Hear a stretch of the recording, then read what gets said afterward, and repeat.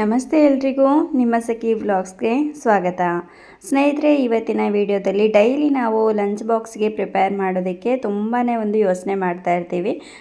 ಮಕ್ಕಳ school start ಆಗಿದೆ, daily ಏನು ಮಾಡೋದು, ಪ್ರಿಪೇರ್ ಮಾಡೋದು ಅನ್ನೋದು ತುಂಬ ಒಂದು ತಲೆನೋವಾಗಿರುತ್ತೆ. ಸೊ ಇವತ್ತು ತುಂಬ ಹೆಲ್ತಿಗೆ ಒಳ್ಳೆಯದಾಗಿರುವಂತಹ ಒಂದು ಬ್ರೇಕ್ಫಾಸ್ಟನ್ನು ಮಾಡಿ ತೋರಿಸ್ತಾ ಇದ್ದೀನಿ. ಮಶ್ರೂಮ್ ಬಿರಿಯಾನಿಯನ್ನು ಮಾಡ್ತಾ ಇದ್ದೀನಿ. ಸೊ ಮೊದಲಿಗೆ ನಾನಿಲ್ಲಿ ಅಕ್ಕಿಯನ್ನು ವಾಶ್ ಮಾಡಿ ಎಷ್ಟು ಬೇಕಷ್ಟು ಒಂದು 4 ಲೋಟದಷ್ಟು ಅಕ್ಕಿಯನ್ನು ವಾಶ್ ಮಾಡಿ ಒಂದು ಸೈಡಲ್ಲಿ ನೆನೆಯೋದಕ್ಕೆ ಇಟ್ಟಿದ್ದೀನಿ. ಅದಾದಮೇಲೆ ಇವಾಗ ಮಶ್ರೂಮನ್ನು ಮೇಲ್ಗಡೆ ಲೇಯರನ್ನು ತೆಕ್ಕೊಳ್ತಾ ಇದ್ದೀನಿ. ಸೊ ಇದನ್ನು ತೆಗೆದು ಮಾಡಬೇಕು ಅಂತ ಹೇಳ್ತಾರೆ. ಸೊ ಇದನ್ನು ಮಾಡೋದ್ರಿಂದ ಹೆಲ್ತಿಗೆ ಒಳ್ಳೆಯದು ಮತ್ತು ಒಂದು ಸ್ವಲ್ಪ ಪಾಯ್ಸನಸ್ ಆಗಿರುತ್ತೆ ಈ ಮಶ್ರೂಮು. ಹಾಗಾಗಿ ಮೇಲ್ಗಡೆ ಲೇಯರನ್ನು ತೆಗೆದು ಅದನ್ನು ಚೆನ್ನಾಗಿ ವಾಶ್ ಮಾಡಿ ಒಂದು ಸೈಡಲ್ಲಿ ಎತ್ತಿಟ್ಕೊಂಡಿದ್ದೀನಿ. ಅದಾದಮೇಲೆ ಈಗ ಆನಿಯನ್ ಎಷ್ಟು ಬೇಕೋ ಅಷ್ಟು ಒಂದು 4 ಆನಿಯನ್ ತೊಗೊಂಡಿದ್ದೀನಿ, ದೊಡ್ಡದು ಚಿಕ್ಕದು ಮಿಕ್ಸ್ ಆಗಿದೆ. ಸೊ ಇದನ್ನು ನೀಟಾಗಿ ಸಿಪ್ಪೆ ಎಲ್ಲ ರಿಮೂವ್ ಮಾಡಿಕೊಂಡು ಉದ್ದ ಸೈಜಲ್ಲಿ ಕಟ್ ಮಾಡ್ಕೊಳ್ತಾ ಇದ್ದೀನಿ. ಶಾರ್ಟಾಗಿ ಏನೋ ಬೇಡ ಅಂತ ಶಾರ್ಟಾಗಿ ಸ್ವಲ್ಪ ಮತ್ತು ಉದ್ದ ಜಾಸ್ತಿ ಕಟ್ ಮಾಡ್ತಾ ಇದ್ದೀನಿ. ಈ ರೀತಿ ಹಾಕೋದ್ರಿಂದ ತುಂಬ ಟೇಸ್ಟಿಯಾಗಿರುತ್ತೆ ಮಶ್ರೂಮ್ ಬಿರಿಯಾನಿ. ಹಾಗೆ ಈ ಮಶ್ರೂಮನ್ನು ನಾವು ತಗೊಳ್ಳೋದ್ರಿಂದ ತುಂಬ ಬೆನಿಫಿಟ್ ಇದೆ ಹೆಲ್ತಿಗೆ. ಮಶ್ರೂಮನ್ನು ಮಕ್ಕಳಿಗೆ ಕೊಡೋದ್ರಿಂದ ಅವರ ಹೆಲ್ತಿಗೆ ತುಂಬಾ ಒಳ್ಳೆಯದು, ಬೋನ್ ಹೆಲ್ತಿಗೆ ಒಳ್ಳೆಯದು. ಹಾಗೆ ಅವರ ಒಂದು ಇಮ್ಯುನಿಟಿ ಸಿಸ್ಟಮನ್ನು ಕೂಡ ಅದು ಇಂಪ್ರೂವ್ ಮಾಡುತ್ತೆ. ಮತ್ತು ಹಾಗೆ ಡಯಾಬಿಟಿಸ್ ಇರೋರಿಗೂ ಒಳ್ಳೆಯದು, ಮತ್ತು ವೆಯ್ಟ್ ಲಾಸ್ ಮಾಡ್ತಾರಲ್ವ ಅವರಿಗೂ ತುಂಬ ಒಳ್ಳೆಯದು.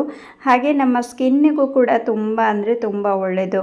ಸೊ ಹಾಗಾಗಿ ಆದಷ್ಟು ಮಶ್ರೂಮನ್ನು ನೀವು ವೆಜಿಟೇರಿಯನ್ ಆದಷ್ಟು ಯೂಸ್ ಮಾಡೋದ್ರಿಂದ ತುಂಬ ಒಂದು ಬೆನಿಫಿಟ್ಸನ್ನು ಪಡ್ಕೊಳ್ಬೋದು. ಹಾಗೆ ಇಲ್ಲಿ ನಾನು ಜಾಸ್ತಿ ಕ್ವಾಂಟಿಟಿಯಲ್ಲಿ ಮಾಡ್ತಾ ಇದ್ದೀನಿ. ಸೊ ನೀವೇನಾದರೂ ಕಡಿಮೆ ಕ್ವಾಂಟಿಟಿ ಮಾಡ್ತಾ ಇದ್ದರೆ ಅದಕ್ಕೆ ಎಷ್ಟು ಬೇಕಾದ ಅಷ್ಟು ನೀವು ಇಂಗ್ರೀಡಿಯೆಂಟನ್ನು ಅಥವಾ ಮಸಾಲೆ, ಈರುಳ್ಳಿ ಇದನ್ನೆಲ್ಲ ನೀವು ಎಷ್ಟು ಬೇಕಷ್ಟು ತಗೊಳ್ಳಿ. ನಾನಿಲ್ಲಿ 4 ಈರುಳ್ಳಿ ತೊಗೊಂಡಿದ್ದೆ, ಅದನ್ನು ಕಟ್ ಮಾಡಿ ಇಟ್ಕೊಳ್ತಾ ಇದ್ದೀನಿ. ಹಾಗೆ ಟೊಮೆಟೊ ಕೂಡ ಅಷ್ಟೇ, 1 ಟೊಮೆಟೊನ ತೊಗೊಳ್ತಾ ಇದ್ದೀನಿ. ಯಾಕಂದರೆ ಸ್ವಲ್ಪ ಮೊಸರನ್ನು ಕೂಡ ಇದರಲ್ಲಿ ನಾನು ಸೇರಿಸ್ತೀನಿ, ಹಾಗಾಗಿ ಜಾಸ್ತಿ ಹುಳಿ ಆಗೋದು ಬೇಡ ಅಂಥೇಳಿ. ಹಾಗೆ ಈ ಮಶ್ರೂಮನ್ನು ಮೇಲ್ಗಡೆ ಲೇಯರನ್ನು ತೆಗೆದು ಇಟ್ಕೊಂಡಿದ್ದೀನಿ. ಅದಾದಮೇಲೆ ಇವಾಗ 4 ಪೀಸ್ ಮಾಡ್ತಾಯಿದ್ದೀನಿ. 4 ಪೀಸ್ ಯಾಕಂದರೆ ತುಂಬ ದೊಡ್ಡ ಸೈಜಲ್ಲಿ ಇರೋದು ಬೇಡ ಅಂಥೇಳಿ. ಮತ್ತು ಒಂದೇ ಒಂದು ಪ್ಯಾಕೆಟ್ ತೊಗೊಂಡಿದ್ದೆ, ಒಂದು ಪ್ಯಾಕೆಟಿಗೆ 60 ರುಪೀಸು ನಮ್ಮ ಸೈಡು. ಸೊ ಈಗ ಅದನ್ನು ಕಟ್ ಮಾಡಿ ಇಟ್ಕೊಂಡಿದ್ದೀನಿ. ಇವಾಗ ಬನ್ನಿ ಒಗ್ಗರಣೆ ಸ್ಟಾರ್ಟ್ ಮಾಡೋಣ. ಮಸಾಲೆ ಎಲ್ಲ ತೆಗೆದಿಟ್ಕೊಂಡಿದ್ದೀನಿ ನಾನಿಲ್ಲಿ. ಚಕ್ಕೆ, ಲವಂಗ, 2 ಚಕ್ಕೆ, 2 ಲವಂಗ, ಹಾಗೆ 2 ಏಲಕ್ಕಿ, 1 ಮರಾಠಿ ಮೊಗ್ಗು, ಮತ್ತು ಒಂದು ಸ್ವಲ್ಪ 1 ಟೇಬಲ್ ಸ್ಪೂನಷ್ಟು ಸೋಂಪನ್ನು ಹಾಕ್ಕೊಂಡಿದ್ದೀನಿ. ಮತ್ತು ಈರುಳ್ಳಿಯನ್ನು ಹಾಕಿ ಚೆನ್ನಾಗಿ ಫ್ರೈ ಮಾಡ್ತಾ ಇದ್ದೀನಿ. ಹಾಗೆ ಇದರ ಜೊತೆಗೆ ನಾನಿವಾಗ 2 ಪಲಾವ್ ಎಲೆಯನ್ನು ಸೇರಿಸ್ತಾ ಇದ್ದೀನಿ, ಮತ್ತು 2 ಹಸಿರು ಮೆಣಸನ್ನು ಕೂಡ ಕಟ್ ಮಾಡಿ ಹಾಕಿದ್ದೀನಿ. ಮತ್ತು ಇವಾಗ ಇದಕ್ಕೆ ಸ್ವಲ್ಪ ಫ್ರೈ ಆಗ್ತಾ ಇದ್ದ ಹಾಗೆ ಒಂದು ಸ್ವಲ್ಪ ಶುಂಠಿ ಬೆಳ್ಳುಳ್ಳಿ ಪೇಸ್ಟನ್ನು ಹಾಕೋಣ. ಹಾಗೆ ಮಸಾಲೆ ಜೊತೆಗೆ ಒಂದು ಸ್ಟಾರ್ ಫ್ಲವರನ್ನು ಕೂಡ ಹಾಕ್ಕೊಂಡಿದ್ದೀನಿ. ನೋಡ್ತಾ ಇರ್ಬೋದು, ದೊಡ್ಡದಾಗಿ ಕಾಣಿಸ್ತಾ ಇದೆ. ಈ ಸ್ಟಾರ್ ಫ್ಲವರ್ ಹಾಕೋದ್ರಿಂದ ತುಂಬ ಟೇಸ್ಟ್ ಬರುತ್ತೆ. ಹಾಗೆ ಈಗ ಟೊಮೆಟೊನ ಕಟ್ ಮಾಡಿ ಇಟ್ಕೊಂಡಿರೋದನ್ನು ಹಾಕ್ತಾ ಇದ್ದೀನಿ. ಇದಿಷ್ಟನ್ನು ಚೆನ್ನಾಗಿ ಫ್ರೈ ಮಾಡಬೇಕು. ಹಾಗೆ ಈಗ ಖಾರಕ್ಕೆ ಅನುಗುಣವಾಗಿ ಎಷ್ಟು ಬೇಕಷ್ಟು ನಾವು ಅಚ್ಕಾರದ ಪುಡಿಯನ್ನು ಹಾಕೋಣ. 2 ಟೇಬಲ್ ಸ್ಪೂನಷ್ಟು ನಾನಿಲ್ಲಿ ಹಾಕ್ತಾ ಇದ್ದೀನಿ. ಯಾಕಂದರೆ ಮೊದಲೇ ನಾವು ಚಕ್ಕೆ, ಲವಂಗ ಇದೆಲ್ಲ ಹಾಕಿರ್ತೀವಿ, ಹಾಗಾಗಿ ಇಷ್ಟು ಕರೆಕ್ಟಾಗಿರುತ್ತೆ ಅಂಥೇಳಿ. ಮತ್ತು 1 ಟೇಬಲ್ ಸ್ಪೂನಷ್ಟು ಗರಂ ಮಸಾಲೆಯನ್ನು ಹಾಕ್ತಾ ಇದ್ದೀನಿ. ಮನೆಯಲ್ಲಿ ಯಾವುದಾದ್ರೂ ಹೋಮ್ ಮೇಡ್ ಇದ್ದರೆ ಅದನ್ನು ನೀವು ಯೂಸ್ ಮಾಡ್ಬೋದು, ಅಥವಾ ಯಾವುದು ಯೂಸ್ ಮಾಡಿದರೂ ಆಗುತ್ತೆ ಗರಂ ಮಸಾಲೆ. ಸೊ ಈಗ ನಾನು ಫೈನಲಿ ಮಶ್ರೂಮನ್ನು ಹಾಕಿದ್ದೀನಿ. ಮಶ್ರೂಮನ್ನು ಹಾಕಿ ಚೆನ್ನಾಗಿ ಕೈ ಆಡಿಸಿ, ಅದಾದಮೇಲೆ ಮೊಸರನ್ನು ಹಾಕಿ ಅದನ್ನು ಕೂಡ ಚೆನ್ನಾಗಿ ಮಿಕ್ಸ್ ಮಾಡ್ಕೊಳ್ಬೇಕು. ಅದರ ಜೊತೆಗೆ ಚಿಟಿಕೆ ಅರಿಶಿನ ಹಾಕ್ಕೊಂಡಿದ್ದೀನಿ. ಇದಾದಮೇಲೆ ಇವಾಗ ನೆನೆಸಿ ಇಟ್ಕೊಂಡಿರುವಂತಹ ಅಕ್ಕಿಯನ್ನು ಹಾಕ್ಕೊಳ್ಳೋಣ. ತಳ ಹತ್ತುತ್ತೆ, ಹಾಗಾಗಿ ಸರಿಯಾಗಿ ನಾವು ಮಿಕ್ಸ್ ಮಾಡ್ತಾ ಇರಬೇಕು. ತಳ ಹಿಡಿದೇ ಇರೋ ಥರ ಕೈ ಆಡಿಸ್ತಾ ಇರಬೇಕು. ಅದಾದಮೇಲೆ ಇವಾಗ ನೆನೆಸಿ ಇಟ್ಕೊಂಡಿರುವಂತಹ ಅಕ್ಕಿಯನ್ನು ಹಾಕೋಣ.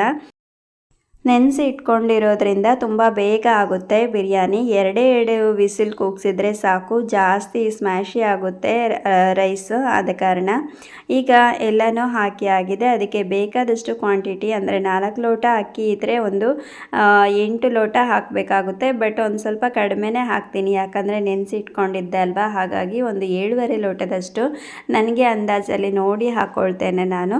ನೀವು ಬೇಕಿದ್ದರೆ ಲೋಟದಲ್ಲಿ ಮೆಷರ್ ಮಾಡಿ ಹಾಕ್ಕೊಳ್ಳಿ. ಸೊ ಇದಿಷ್ಟು ಫೈನಲಿ ಇವಾಗ ಪ್ರೊಸೆಸ್ ಮುಗ್ದಿದೆ ಮಶ್ರೂಮ್ ಬಿರಿಯಾನಿ ಮಾಡುವಂಥದ್ದು.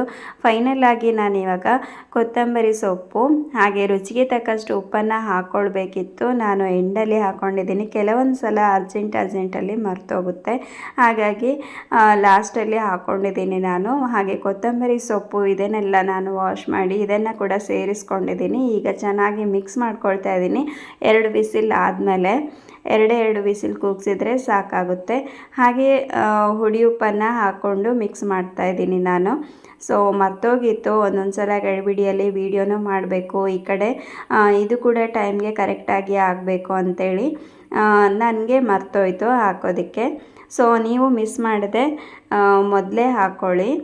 ಕುಕ್ಕರ್ ಮುಚ್ಚಳ ಮುಚ್ಚೋದಕ್ಕಿಂತ ಮೊದಲು ಹಾಕ್ಕೊಳ್ಳಿ. ಸೊ ಇವಾಗ ಚೆನ್ನಾಗಿ ಮಿಕ್ಸ್ ಮಾಡ್ತಾ ಇದ್ದೀನಿ ನಾನು.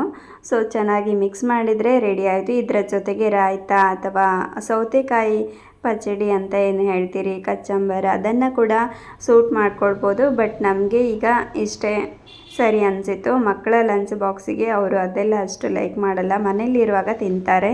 ಸೊ ಹಾಗಾಗಿ ಇವಾಗ ಲಂಚ್ ಬಾಕ್ಸ್ಗೆ ಹಾಕಿ ರೆಡಿ ಆಯಿತು. ಸೊ ಈ ಒಂದು ಲಂಚ್ ಬಾಕ್ಸ್ ರೆಸಿಪಿ ಏನಾದರೂ ನಿಮಗೆ ಸ್ವಲ್ಪನಾದರೂ ಇಷ್ಟ ಆಗಿದ್ದರೆ ಒಂದೇ ಒಂದು ಲೈಕ್ ಕೊಡಿ. ಹಾಗೆ ಹೊಸಬ್ರು ನೋಡ್ತಾ ಇದ್ದರೆ ನನ್ನ ಚಾನಲನ್ನು ಸಬ್ಸ್ಕ್ರೈಬ್ ಮಾಡಿ, ಹಾಗೆ ಇದೇ ಥರ ಸಪೋರ್ಟ್ ಮಾಡಿ, ಉಳಿದ ವೀಡಿಯೋಸನ್ನು ಕೂಡ ಸಪೋರ್ಟ್ ಮಾಡಿ ನೋಡಿ ಅಂತ ಹೇಳ್ತಾ ಮುಂದೆ ಒಂದು ಹೊಸ ವೀಡಿಯೋದೊಂದಿಗೆ ಬರ್ತೀನಿ.